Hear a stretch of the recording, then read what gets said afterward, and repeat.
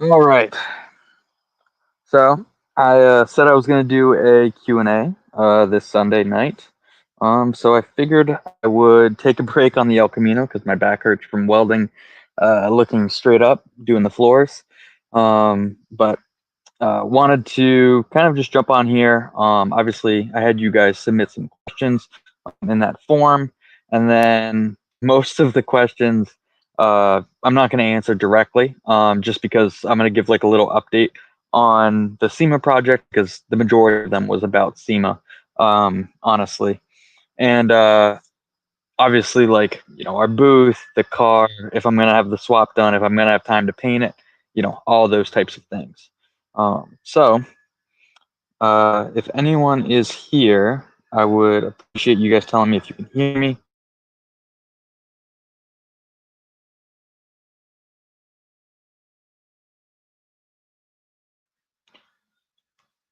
All right. So what I figure I will start with, and obviously I'm just sitting out here. It's kind of like a rainy day.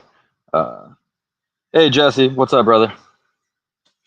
Um, I'm just gonna kind of go through some of the questions. If you guys have any other questions here, feel free to just drop them here. As you can see, I can see everyone's comments. Right now, we are live on the TSS Facebook, my Facebook, and then the TSS YouTube. So if you guys are here, I appreciate you guys. And if you have any other questions, or if you just want to say hi, or leave a comment about anything that's going on lately, I that's great to see. I appreciate you guys being here. All right, so comes to the questions. Let me pull up the type form, which is the just the form. So one of them is from a guy named Jeff.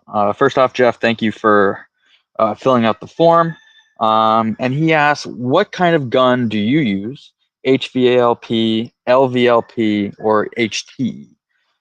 So I'm going to kind of answer that a few different ways. One of which I personally use a HSE, HTE, OP, RP style gun.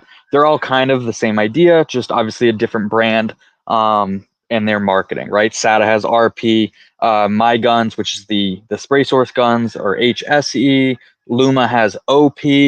I don't know what Iwata version is. And then DV1 is also kind of in that same realm. Um, I personally prefer more of the rounded style, which is the RP, OP, HSE, HTE for basically everything: sealer, primer, and clear. The only thing I do kind of like an HVLP a little bit better for, just to have that little bit of pointy because it overlaps a little bit more, would be for a matte clear coat. Just personal preference, but everyone kind of has their own thing. But hopefully that answers your question. When it comes to brand, I usually use either my the spray source guns, the Luma gun, which is awesome, the Exodus. We actually just started stocking them and actually selling them on the spray source recently, both the clear coat and the base coat version. And then Wacom for Carbonio specifically for clear is my favorite gun personally. But that's because I'm fast and wide open when it comes to clear coat. And then hopefully that answers the question. If I missed kind of what you were asking, you can comment below. Adam, uh, thank you for filling out the form. What would be the best way to practice and continue to get better with painting? Do you have any tips and tricks videos? I don't have a ton of tips and tricks videos, minus obviously these live streams. I do some tips and that kind of stuff. I have quite a few videos on our YouTube, which I know you know. And then there's a lot of other people. My buddy Ollie, it's Ollie Paints on TikTok and YouTube. He does some great tutorials. The other guy that I really like is the Gunman, which is in, I think, Australia. But he's on YouTube also. I would highly recommend just kind of binging both of their contents on YouTube and TikTok, wherever else. But their content's great. Whenever I have more time after SEMA, that's my number one priority, which is going to be more tutorials, more tech tips, obviously more live streams like this. I'm kind of squeezing this in more as a break for me. This is my first time sitting since like 8 a.m. So, uh, but to answer your question, the best thing is going to be practice. Get some paint material to practice and get like a fender and hang it upright. That way you're working on vertical because anyone can spray horizontal well until you get to like candy. Maybe it's worth practicing with the candies or pearls, that kind of stuff on a flat panel. But most of the colors, it's hardest to do on vertical panels. So that's what I would recommend. Um, Thanks, Todd. I really appreciate it, brother. I hope you're having a great Sunday. All right. So the next question that doesn't have to do with SEMA or any of those. Actually, Todd, I see that you actually filled out the question as well. What is the biggest challenge in doing my first paint job? Making the car straight or how much overlap, etc. So, Todd, there's going to be lots of challenges when it comes to your first paint job. One of which is obviously having the right material and knowing how to prep the surface properly.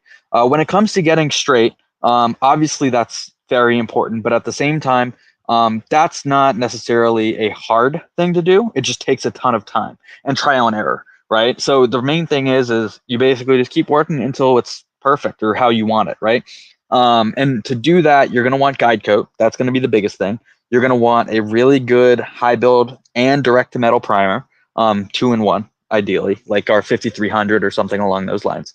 And then, using a block, I mean, even if you're just using a cheap Durablock set, you're going to be able to do it well. The hardest part is going to be probably mixing your filler, which I recommend getting a gram scale on Amazon, something cheap, and then mixing it per the ratio on the can. That way it's an exact mix. It won't crack over time from having too much activation / hardener. And B, you're going to have more working time and able to spread it a lot easier. And then I would use pretty decent fillers. I like Rage Ultra, 3M Platinum Select, and the Tamco stuff. That would be our recommendations. Hey, Steven, I really appreciate you, brother. I appreciate you jumping on here. So that would be when it comes to blocking and getting things straight, using quality products is going to be the main thing. And then being patient. Being patient on getting it how you want, right? You always want to use the X pattern. It's so hard to do it with one hand while I'm holding my phone with the other. But you always want to do the X pattern when you're doing the blocking. And you want to have dry guide coat. In my opinion, I like the stuff that you put on as powder. It's basically black chalk.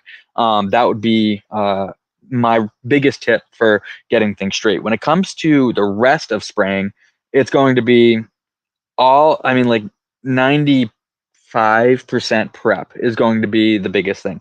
Taking things apart properly, sanding things properly, cleaning things properly, treating rust and all that kind of stuff properly, and then your body work. That's going to be 99% of it. And then when it comes to the paint aspect, using quality products that are meant to be working together, that's going to be a big thing. And then the second will be what grits of sandpaper you're going to use. So when you are doing your body work, I usually recommend like 180, and then you're going to high build over that, and then you're going to probably block that with 320, and then that's ready for sealer, and then base coat, then clear. That's all. Other people like to do another primer step in between, and that's great. But usually on your first paint job, that's not the way I would do it. That's usually like high-end restoration shops that do it that way, just to mitigate using sealer and going over a perfectly smooth sanded surface. But for your first paint job, I'd recommend just finishing 320 and then sealer. And then when spraying, you asked about overlap. Color, I usually do a 50% overlap, and clear coat I personally do closer to like a 75. But honestly, it's more of a feel. The biggest thing is going to be do some practice panels, just like I was saying earlier, and that I was answering Adam's question. You just do some practice panels that are vertical. That's going to be the hardest thing for you, to dial in your pressures, which I have videos explaining what PSIs, pressures, gun tip, all that kind of stuff I'd recommend. And and just do some vertical panels. Do paint it like, if you have one fender, I would paint it like 3 or 4 times before I actually was, ready to do the car.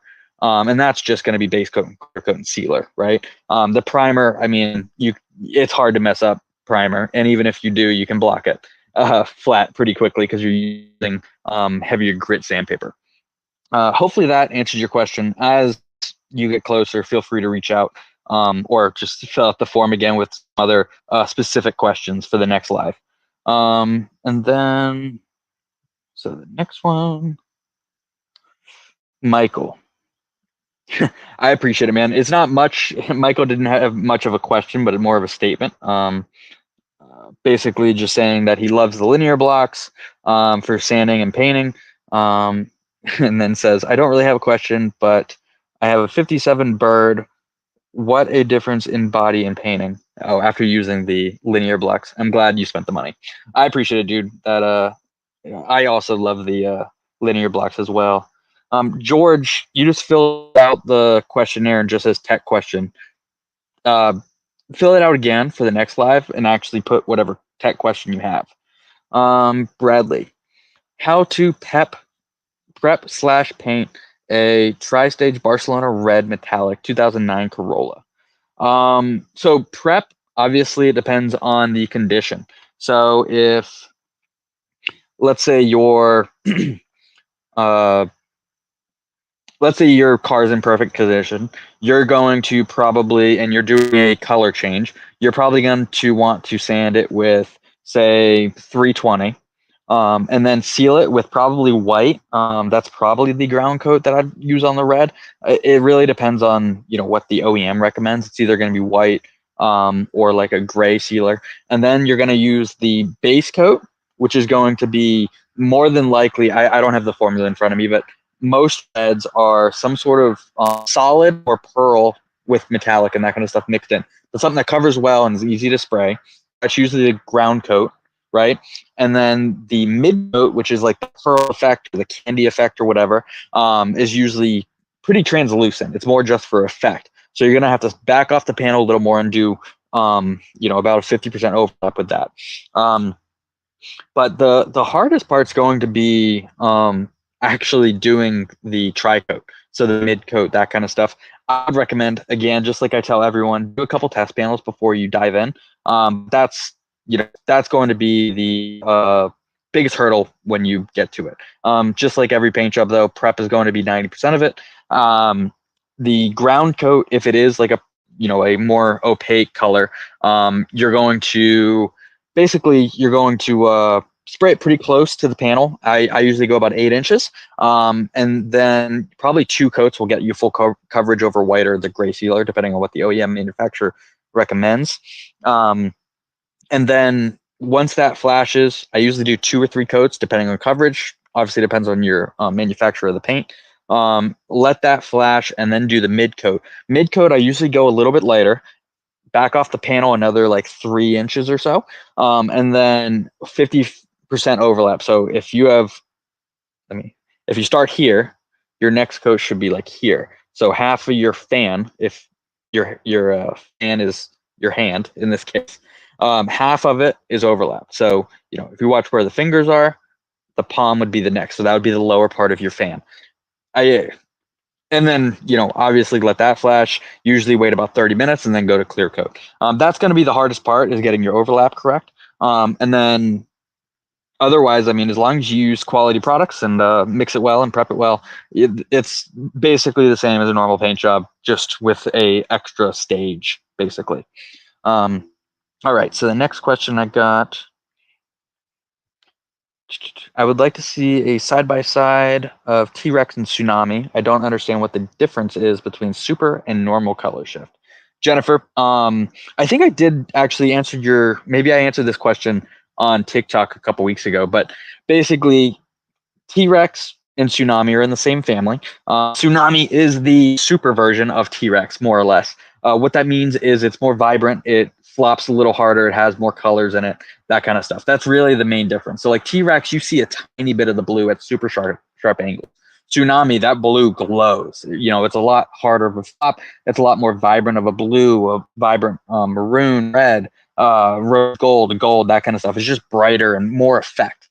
T-Rex is really cool, but just Tsunami just pops more. So it really depends on what you want.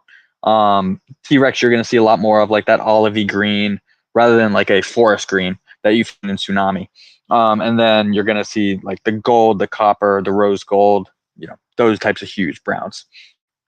All right. Todd, what flash means is the basic dry, meaning it would be dry to the touch. It doesn't mean it's fully gassed off or anything like that, but it's no longer wet, if that makes sense. So all the solvents evaporate, or the solvents evaporated enough for another coat, basically. Usually it's like 5 to 15 minutes, depending on the product when it comes to base coat. Clear coat, it's usually a little longer, depending on the hardener and all that kind of stuff. Steve, loving the linear blocks. I have to talk to Keith into coming out to see. Yeah, man. I forget that you guys are close. I think you're in Delaware, I believe. But yeah, we should definitely schedule time, preferably after SEMA. I am swamped until SEMA. But yeah, you guys would be definitely welcome. Just hit me up. All right. So that's most of the questions I got. The rest of them I just responded. If you look in your email, you should have links to a bunch of videos that actually answer it. Because I show it a little bit better. A lot of like candy comparisons. What type of candy should I use? What kind of clear coat should I use? What kind of primer? I already did really like in-depth, longer form videos on those. So I just sent you links to those, and hopefully that actually is a little bit more helpful. But I'm going to walk into the shop and give everyone a little update when it comes to the SEMA car. So if you guys missed it, the Spray Source is having our first SEMA booth. I got a 20x20 in South Upper. When it comes to what's going to be in it, the plan is to have my El Camino, which is a 1960 El Camino. You're about to see it. So the plan is to have the El Camino in the booth completely. I'm doing a 2J out of a 1996 Supra. It's a GTE twin turbo motor. Should be pretty cool once it's all done. It'll be, I believe, the first with it in it. But yeah, so that's going to be in the booth. Hopefully by then it's repainted, the interior's done and all that. It's bagged. I am working with Detroit Steel on the wheels, as you can see. Thanks, Steve. I appreciate it, dude. And the goal is to have it all done, repainted, done, ready to go for SEMA. And then I have a booth being built that's going to have a ton of our speed shapes. We're going to have our car kits laid out. And then obviously I'm going to have a little, display that's showing all of the other cars with our paints and with our systems and using our products that are at SEMA. I think we're going to have at least 10 there this year, which is really exciting, really cool. But yeah, so this is the car. And then if I can flip you around, I don't know if I can. Camera. I do not know how to do that. I'll just flip you around and hopefully you guys can see it.